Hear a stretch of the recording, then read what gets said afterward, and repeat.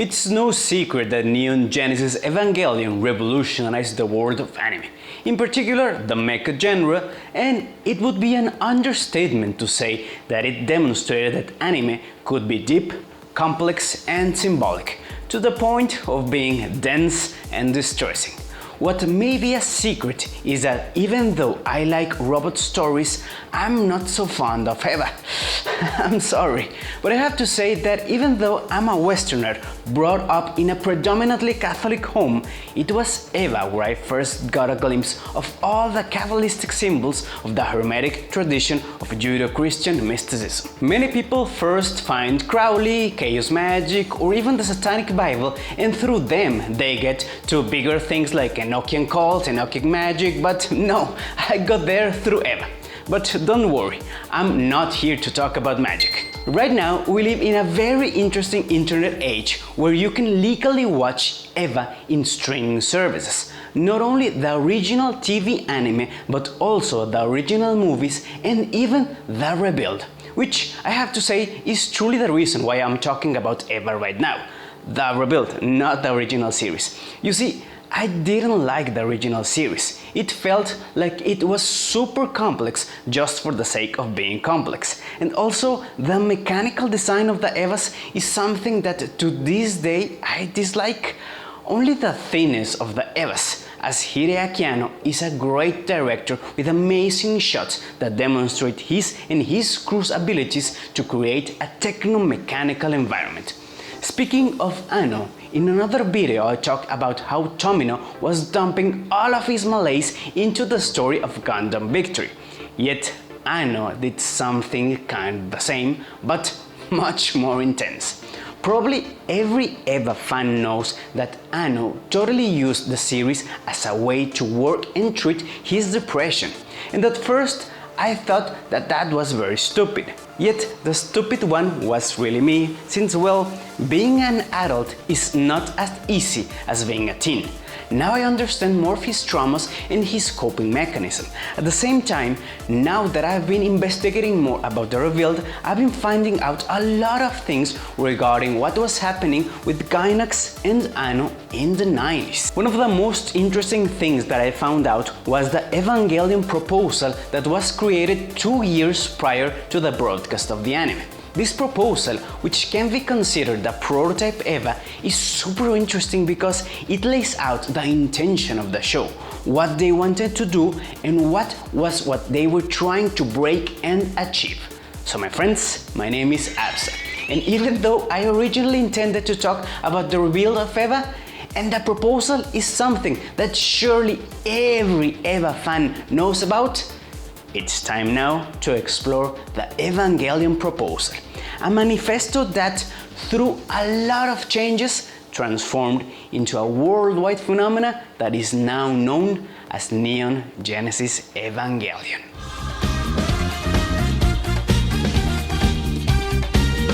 By 1995, Hideaki Anno already had a lot of experience as animator and concept designer. His big break was in the early 80s with his work in Daikon 3, and thanks to that, he was rapidly invited to Studio New to join the production of the now legendary Super Dimension Fortress Macross as the key animator of the pilot episode. He then also worked in Do You Remember Love and for Hayao Miyazaki's Nausicaa of the Valley of the Wind. This was a very interesting job as he was in charge of the most complicated part of the whole movie, the entire sequence of the God Warrior. You know, that gigantic entity that looks like it's made of mud. Such was the impact of that scene that some years ago there was a mini live-action film featuring more of the giants called Giant God Warrior Appears in Tokyo, very aptly the name. By 1998, he worked as a mechanical designer with the likes of Yutaka Izubuchi for Charos Counterattack. So yeah, prior to EVA, Mr. Hideaki, my depression is proportional to my achievements. Anno had already worked with franchises as important as Macross and Gundam, and even with Studio Ghibli. That meant that in the 90s he was almost a household name, with his other works being Wings of Honiamise, or Honiamise, I don't know how it's pronounced, Gunbuster, and Nadia, Secret of the Blue Water. So, in the fateful 1993, Anno, along with character designer Yoshiyuki Sadamoto, mecha designer Ikuto Yamashita, and the rest of the Gainax team decided to create a new magnum opus that would in fact break the mecha genre. I'm obviously talking about Neon Genesis Evangelion, yet by that time it was called Shinseiki Evangelion, the New Century Evangelion. The EVA Manifesto, or more accurately, the New Century Evangelion Proposal, is a 35-color page document that was to be used as promotional material. It's, in essence, the prototype of the series along with the original designs for the characters, the robots, and some monsters, or angels. There are even annotations of the story, themes, and the whole post-apocalyptic scenario. It also managed to include mini summaries of the 26 episodes. The truth of the matter is that a lot of things changed in the 2 years that passed between the proposal and the final series, yet the essence is kept more or less the same. In fact, I'll go ahead and dare to say that the prototype was easier to digest, with not a lot of hermetic and Jungian symbolism. But then again, this was just for promotional purposes, so maybe they kept that a secret. The important thing is that we can actually see how the idea started. The synopsis more or less goes like this. In the year 2015, humanity has reached its evolutionary limit. Their salvation lies in invoking the Human Instrumentality Project. In order to disrupt the plan, a group of unidentified giant battle weapons have invaded. The Apostolos. They've been given the name of angels, but can they really be messengers of the gods? In order to obtain the great power needed to resist the Apostolos, humanity has developed the all-purpose artificial battle weapon Evangelion. After 14 years, 3 units have been completed. However, only appointed 14-year-old boys and girls can possibly manipulate the EVAs. And now, the fight for humanity's existence rests with them. As we can see, aside from the use of apostolos instead of angels, the plot is more or less the same. That means that Anno had a very clear goal and story in mind. Now, after the synopsis, we have the description of protagonist and perpetual sad boy Shinji. And let's remember that this is from the 90s. It goes more or less like this. The protagonist is but an ordinary boy one could find just about anywhere. Until now, the pilots of giant robot animation have all had natural ability and talent from the start. That unique hero is one children aspire to be, and is someone they relate to. But what if one day a normal 14-year-old boy is given great power, embarks on a mission, is thrown into an adult world, and is forced to grow up? This is the situation we have given our protagonist. Whether he is inside the small cockpit of a giant robot, at school, in the middle of one of his many battles, or amidst the chaos of modern society, the audience walks alongside him through his anguish, for them to say, "What am I supposed to do now?" is what we hope for. What follows next is something brutally current and contemporary. Just change children for human of any age and TV for social media. At first, he, the child protagonist, is indecisive and unsure in the heat of the battle and in adult situations, while the opinions and views of the adults misguide and confuse him. Living in a time inundated by so much information, the image of the Japanese people today can be seen in him. The young protagonist believes he can do nothing by himself, but as new experiences change him and he is able to look reality in the face, he learns and grows as a person. Naturally, we believe adults must give children self-purpose and the strength to act on their own, for the cause of passing on knowledge and technology. However, today's children can be found by themselves in front of the television, not interacting as part of a group. Other issues, such as substance abuse and never doing anything manually, leave children not knowing what they should do. It's amazing that the fears of the 90s are so contemporary right now, not only with the Japanese, but with a lot of humans of every age all around the world. That idea of introducing a protagonist to incite the younglings of that era to find a purpose for living and to grow up with enough self-confidence to believe in their own ideas of justice and love is something absolutely great that, well, it was probably too ambitious to achieve in the story, let alone the fact that it probably came out the other way around thanks to all of the behind-the-scenes troubles of production. But if you really think about it, and without spoiling anything, that statement of courage and willpower and self-esteem did come through with the Rebuild of EVA, particularly the fourth movie. Like 30 years later, but more or less. But hey, better late than never. Leaving aside the story and moving to the design side, the main characters look mostly the same as we saw them on the TV anime. We can almost say that they just got sleeker. That can't in fact be said about EVAs. Originally, the robots were going to look much more thick with armor parts that look much more blocky. The colors are also different, a little bit more mute and uniform, not as saturated as we saw them in the TV series and definitely much less vibrant than the Rebuild. The most curious case is EVA 01, whose original color was defaulted to white, like the White Devil of the Federation. And also it seems that there was no consensus as to what the face was supposed to look, since we can see several concepts where it has two horns in the head and others where it looks like it has a fin in the face.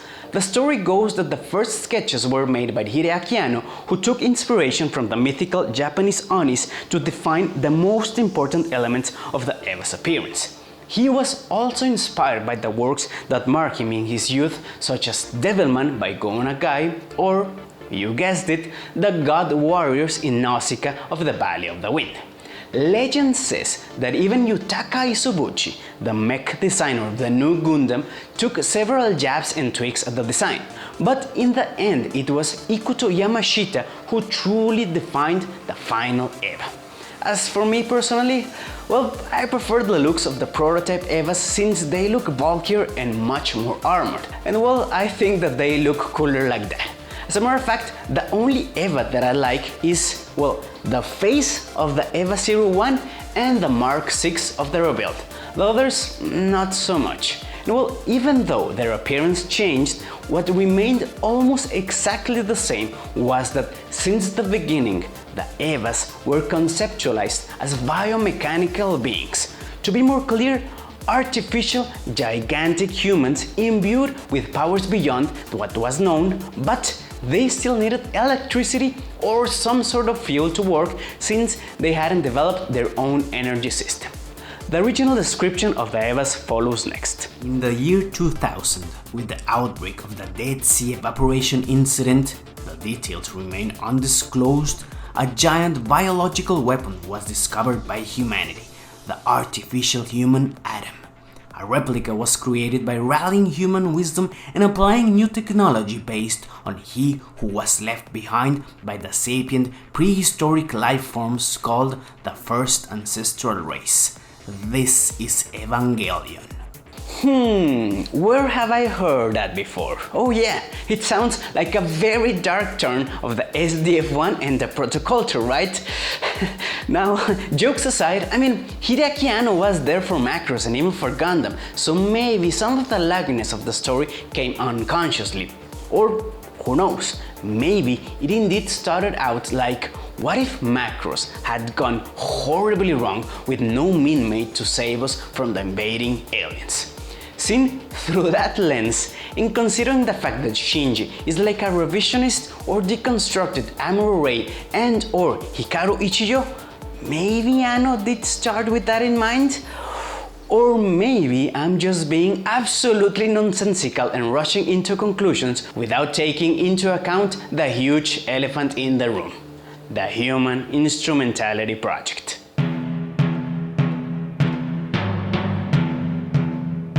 In Gundam, there's the space-adapted humans called the Neotypes. Macross has sculpture embodied in the supernatural powers of the songs, so Eva had to add something, right? Well, for all the complexity and mysteriousness of the Human Instrumentality Project as presented in the series, In the proposal, this plot element is surprisingly and ambitiously defined as the power to antagonize God. The Judeo-Christian God, apparently. According to Gendo Ikari's train of thought, after the development of nuclear fusion, the next challenge of humanity must be the complementary plan to create the perfect human with their own hands. The final goal is to, through artificial evolutionary research, to liberate all of mankind by scientifically recreating the tree of life forbidden by God, by taking away death from man and by freeing him from the original sin and the curse that plagues him. Yeah, super deep stuff. And well, I know that I said that I wasn't going to talk about magic with a CK, but this is more or less important. The tree of life used in EVA is depicted as the one from Jewish mysticism that is shown as 10 interconnected nodes. This is the central symbol of the Kabbalah that found its way from Jewish mythology to John Dee and his Enochian magic, all the way to Crowley and his Thelema, with a good measure of Rosicrucianism and Freemasonry included. I pronounce it all bad, but you get the point. How it got to Anno is something I don't really know, but apparently in the 90s, Japan was very fond of its concept. Remember Final Fantasy VII's main villain Sephiroth? Well, the Tree of Life is composed of Sephiroths. In turn, they are the 10 emanations in the Kabbalah: Kether, Chokmah, Bina, Chesed, Geburah, Tifareth, Nesach, Hod, Yesod, and Malkuth, through which the Ein Sof, which is the primordial infinite God, reveals itself and continuously creates both the physical realm and the chain of higher metaphysical realms. And without getting too much into the rabbit hole of Hermetic Kabbalah and ceremonial magic, let's just say that with the Human Instrumentality project, Gendo wanted to traverse in reverse the Tree of Life, just as the magical spiritual journey, where the adept begins in Malkuth, which is the everyday material world of phenomena, with the ultimate goal being at Kether, the sphere of unity with the All. You know, as above, so below, as within, so without, simple, irrelevant stuff. You know, nothing is true, everything is permitted, all of that. Back to EVA, scientifically recreating the Tree of Life forbidden by God. That's like very hardcore and blasphemous stuff. How did Anno come up with that amazing, unheard concept is absolutely bonkers to me. But on paper, I love it. In practice, it was not as awesome as it sounded. Yet, the great thing here is that that concept remained almost entirely the same, with that very blasphemous idea being the main culprit behind the action, destruction, and even the justification of the EVAs, because obviously the Human Instrumentality project was not going to be easy to achieve. Opposing humanity's ascension towards godhood are the Apostolos, unidentified giant battle weapons that possess various forms and various super scientific special abilities. Unbeknown to us, in reality, they are ancient relics that were left sleeping all around the world by prehistoric lifeforms called the the first ancestral race. There are 28 in all, with Adam being the first one confirmed and excavated by mankind 15 years ago in the Dead Sea region. But he was destroyed by a mysterious explosion. 27 will subsequently awaken. As for why that number? Well, in Hebrew, every letter has an assigned number value. So if you translate New Century Evangelion to Jewish and then add the values to Hideaki Anno and then you translate it again to Japan, no, I'm kidding, I really don't know why that number. What I do know is that since the very beginnings, the angels, here known as Apostolos, were supposed to stop the evolution of humans. They also were designed with the original biblical angels in mind, with the weird geometric shapes, the fury in human might, and more towards the end, an ungodly amount of wings. What I also found very curious was the fact that every angel, at least the ones named in the proposal, had their names associated with something. Apostolo Ramiel, angel of thunder; Sachiel, angel of water; Arael, angel of birds; Sateiel, angel of silence; and my favorite, Turel, angel of the rock of God. Whatever that means. All in all, This EVA proposal is a jewel for every EVA fan or even curious people like me who, even though I'm not as fan of this franchise as say Gundam or Macross, it's undeniable the impact that it had for mecha stories as well as for anime culture in general. I'm probably very late to the EVA game, but wow, I was truly blown away when I found this document on the EVA Geeks wiki. This is the Rosetta Stone of EVA, the true beginning of the multi-million-dollar franchise that was so famous, so famous that even though the TV series had its brutal production problems, not only did it somehow was able to give us a proper ending via the end of Evangelion, but also managed to retell its story in a much more bombastic and well-prepared way with the Rebuild of Evangelion. Something that I'm definitely going to explore later. You know what? In fact, yes, call me Apostolos of Robots. No, better yet, Angel of Mechas.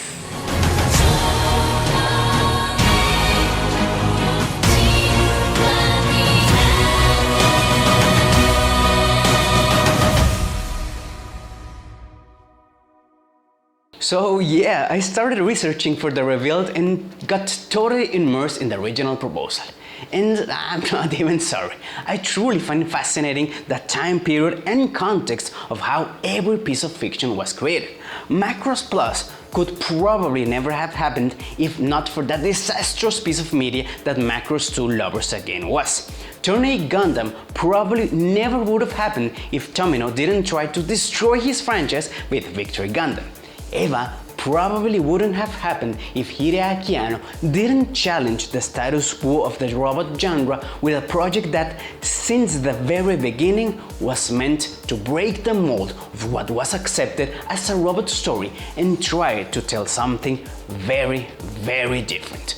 Using their experience with previous mecha shows and their understanding of hermetic Kabbalah and even their own life stories, Anno and the Gainax crew delivered a coming-of-age story that is as simple as a young boy trying to find his purpose and place in life and society, and as complex as trying to explain destiny, fate, science, God, defiance, depression, all with a healthy dose of occult symbolism and giant mechs. I hope that you like my exploration of the EVA proposal, and I know that probably every EVA fan already knew about it, but I consider myself an EVA noob, so well, I found this extremely interesting.